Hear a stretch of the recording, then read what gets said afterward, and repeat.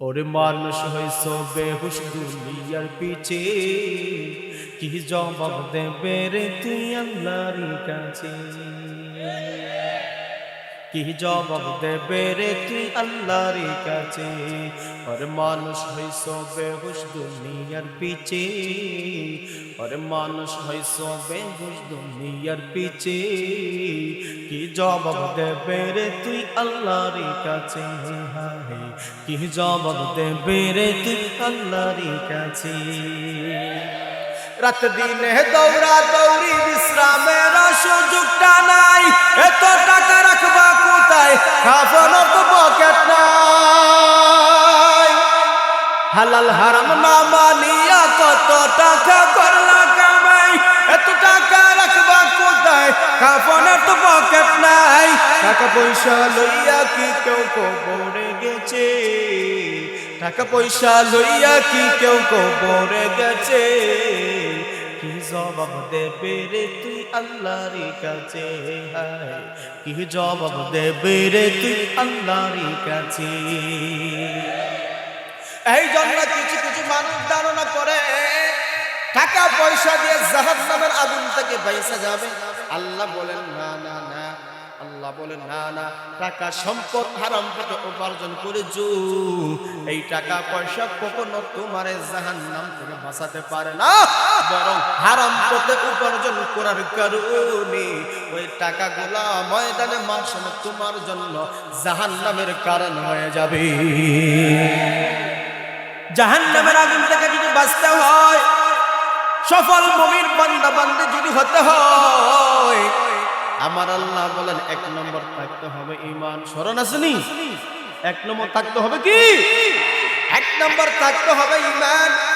এই জন্য আল্লাহ বলেন মুমিন মুসলমান, আমি তোমাদেরকে আদর করে মায়া করে যত্ন করে রাখছি, কারণ সন্তানকে যখন তার মা বাবা আদর করে ডাকে, অবশ্যই তারে একটা উপহার দেওয়ার জন্যই ডাকে। কথা বল ঠিক?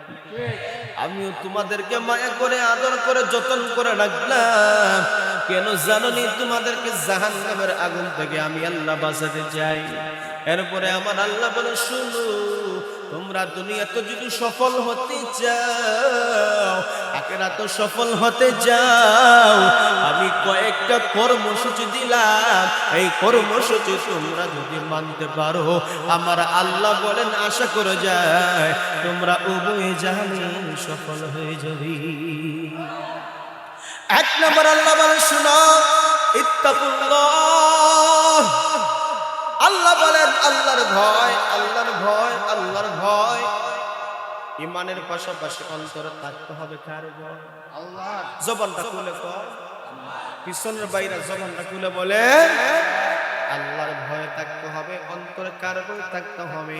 আল্লাহর ভয় যদি বান্দার অন্তরে থাকে, একটা কথায় মানুষের সারা জীবন পরিবর্তনের জন্য আমি আপনাদেরকে যেই কথাটা বলতে চাই, একজন মুমিন বান্দা বান্দির অন্তরে যদি আমার আল্লাহর ভয়টা চলে আসে, ওই মানুষটা অতি সহজে গুনার কাজে পা বাড়াতে পারে না। কিভাবে বললে আপনারা বুঝতে পারেন? আপনি আমি যখন আল্লাহর উপর পূর্ণ আস্থা বিশ্বাস করেছি, ওই মুহূর্তে অন্তরে একটা ধারণা সৃষ্টি হয়ে যায়, মন মতন আমার জীবন চলবে না, আল্লাহ এবং রাসূলের তরিকায় জীবন। কথা কোন ঠিক নেই?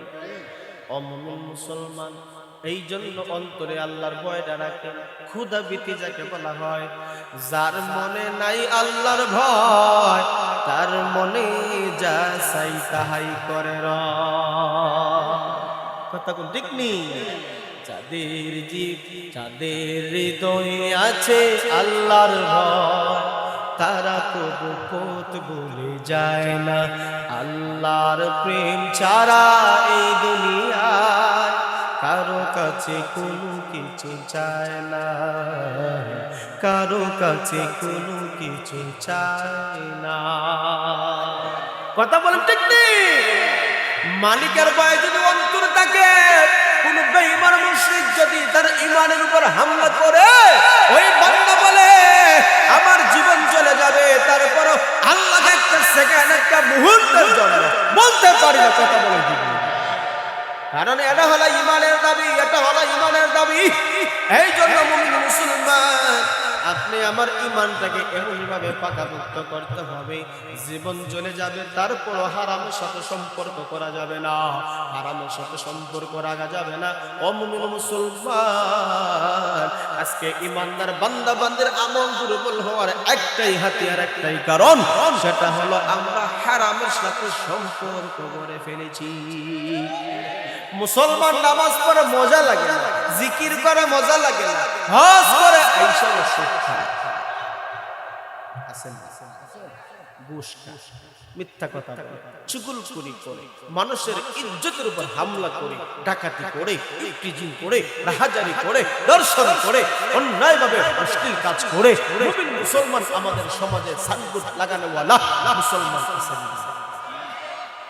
এই মুসলমান গুলা হইছে শুধু নামের, এখনো কাজে কর্মে হতে পারে নাই। কথা কোন ঠিক নেই? তুমি রমজান এলে রাখো না রোজা, দিনকে করো আঘাত, পয়সা করি নাই তো অভাব, দাও না তো যাকাত। তুমি ইমানদারির বড়াই করো, নেই তোমার ঈমান। তুমি ইমানদারির বড়াই করো, নেই তোমার ঈমান। কেমন মুসলমান তুমি, কেমন মুসলমান, নামাজের সাথে নাই পরিচয়, মানো না কোরআন। তুমি কেমন মুসলমান, আছেন না বেনামাজি আসেনি? কথা কন। নামাজ না বলে কি তুইব আমার ইমান শব্দ আসেনি, আর বুকের মাঝে থাকাও দেয়, আসেনি না? নাই তার কথা মানতাম না, নবীর কথা মানতাম। নবী বলেন বাইনাল মুসলিমি ওয়া বাইনাল কুফরি তারকুস সালাহ। মুসলমান এবং অমুসলিমের মধ্যে পার্থক্য হইল নামাজ পড়া। নামাজ পড়ে না অমুসলিম, কথা ঠিক নেই। নামাজ পড়ে না কাফের, কথা বলে ঠিক নেই। আর বুকের মাঝে তাফা দিয়া করে নামাজ না পড়লে কি তুই বলবি ইমান ঠিক আছে, এখন ওর খাসাইলো ফারা দিছি। আসেনি না? কি ইমান দেহরে, ইমান কি জিনিস? নবী বলেন নামাজ না পড়লে এরা কাফেরের সমতুল্য হইয়া যায়, তার বলে ইমান আছে, এটা মরবার কত আছে। কথা কই ঠিক নেই? কথা ঠিক না ঠিক? তুমি সুদের টাকায় প্রসাদ গড়, ঘুষ ছাড়ো না, দিন দুঃখী না খেয়ে মরে খবর রাখো না।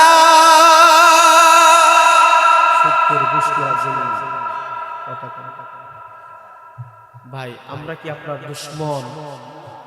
আমরা কি আপনার দুশ্মন? আমরা কি শত্রু? কেহ শত্রু না, আমিও শত্রু না, আপনারাও শত্রু না, কেহ শত্রু না। কারণ ওই জিনিসের জন্য শত্রু আপনি যেই জায়গাতে আছেন, এই সুদ ঘুষের মধ্যে আছেন, এই সুদ ঘুষ দেখতে দেখা যায় আপনি কিছু সাময়িক টাকার মালিক হয়ে গেছেন, কিন্তু এই টাকাটা আপনার জাহান্নামে নিয়ে যাবে। কথা বল ঠিক? তো আমরা চাই জাহান্নাম থেকে বাঁচতেন, ওই সুদ এবং ঘুষ খাইয়া আপনি যাতে জাহান্নামে না যান, এই জন্য আমরা একটু গরম গরম কথা বলতাম।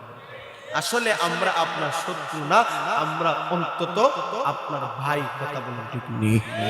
সুদ ঘুষ সমাজে আসেনি, বিচারের জমেই না। কথা আসেনি সমাজে? সুদ ঘুষ সারা বিচার, দুই এলাকায় ঝগড়া রাখছে। এখন কিতা কইতো মুরব্বী বড় যিনি, বিচার না গেলে কে বিচার জমে? শালির যখন বসে, শালির বসার পরে এক পার্টিকে বড় মুরব্বীর সাথে দেখা করছে, চাচা অমুক তারিখ আমার বিচার দেবা।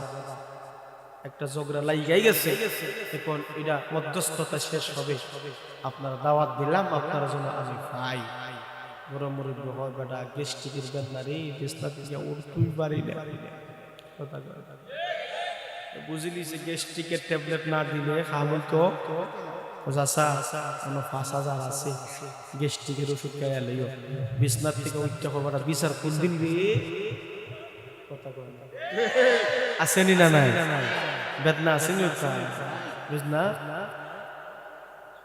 তার বিরোধী পার্টি দেখা যায় নড়ে চড়ে ভাইরাল হইছে রে, কিনা লাইছে, হ্যাঁ কিনা লাইছে, তখন আমি যাওয়া লাগবে। হেও আইছে, আয়কো চাচা আগে যে নি আইছে, আমি আপনারা দাওয়াত দিলাম, এটা আমি আমার ব্যক্তিগত। সবচেয়ে বড় ভালো মানুষ। কথা বলে ঠিক নেই। আমি তো মনে করি এলাকার মধ্যে আপনি চেয়ারম্যানে দাঁড়ান, তাহলে বিনা প্রতিদ্বন্দ্বিতা ফাঁস করবেন, পুস্টার জ্বালাগে আমি আছি। ফার্ম দিল নি, ফার্ম দেখো চাচা না রে বাবা, এই বয়স্কের বয়সে নির্বাচন করা গেস্টিক ব্যথা, শরীরের ব্যথা, বিস্তার থেকে উঠতেই পারে না, বুঝা লাইছে এমডি গেছে কি কথা ঠিক নেই। এখন কইল চাচা কিছু তো আনছিও না, তবে আপনি অসুস্থ, যে আমাদের দায়িত্ব, আমরা যারা গ্রামবাসী আমাদের দায়িত্ব, আপনি অসুস্থ থাকবেন আর আমরা বসে থাকবো তো হয় না। এখানে 12,000 টাকা আছে, আপনারা দিয়ে দিলাম বিচারের জন্য, আপনারা ফাল দিয়ে বিস্তার দিতে হয়, এর কাছে আদেশ আসেনি।